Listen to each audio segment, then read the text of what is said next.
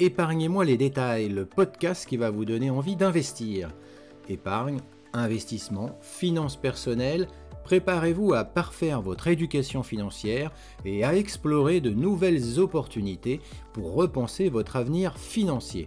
Je suis Didier Testo, journaliste et fondateur de La Bourse et la Vie TV, et chaque mois, je recevrai Antoine Ferraillant, le directeur général de MoneyOne, qui renouvellera votre idée des finances personnelles. Bonjour Antoine. Bonjour Didier. On va parler avec vous du démembrement de SCPI. En quoi ça consiste ? Alors, au même titre, je dirais qu'un achat d'un appartement ou d'une maison, les SCPI peuvent s'acquérir en démembrement. C'est une des multiples façons d'acquérir la SCPI. Et le démembrement, c'est un contrat entre le nu propriétaire et l'usufruitier. Et donc, l'usufruitier va, pendant la durée, percevoir les rendements issus de SCPI. J'en profite pour rappeler que cette opération est uniquement possible sur des SCPI de rendement et non des SCPI avec des dispositifs fiscaux. Et donc, on a l'usufruitier d'un côté qui va percevoir les rendements de la SCPI et le nu propriétaire qui, lui, récupérera la pleine propriété à la fin de la durée du démembrement. Alors si on rentre un petit peu dans le détail, comment ça marche concrètement ? Alors très concrètement, on va avoir des prix qui vont varier en fonction de la durée. Le démembrement, il est bien temporaire et peut se faire sur des durées différentes. Les durées les plus communes sont 5, 7, 10 et 15 ans. Et en fonction de la durée, eh bien, on va avoir une cotation entre le nu propriétaire et l'usufruitier qui va varier.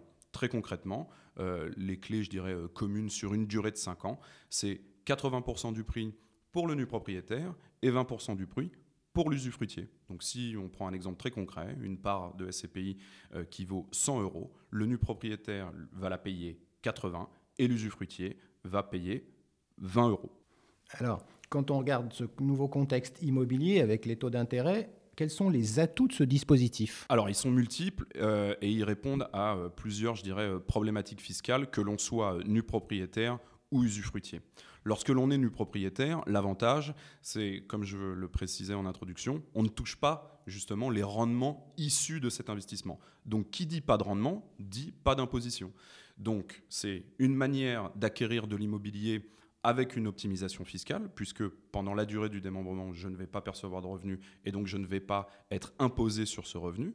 Si je suis fortement imposé et que je suis assujetti à l'IFI, eh bien, cet investissement ne rentre pas dans mon assiette taxable.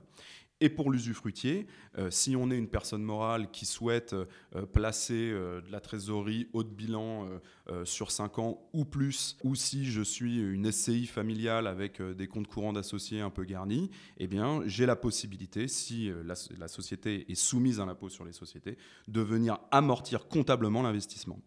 Quels sont les avantages pour le nu propriétaire ? Alors, en dehors de bénéficier d'un prix décoté de votre prix de part de SCPI, effectivement, la nue propriété peut répondre à des objectifs patrimoniaux. La transmission, par exemple. Lorsque je souhaite donner la nue propriété à mes enfants et moi, en tant que retraité, par exemple, bénéficier du rendement via l'usufruit, eh bien, je peux bénéficier de ce montage-là pour commencer à transmettre une partie de mon patrimoine à mes enfants.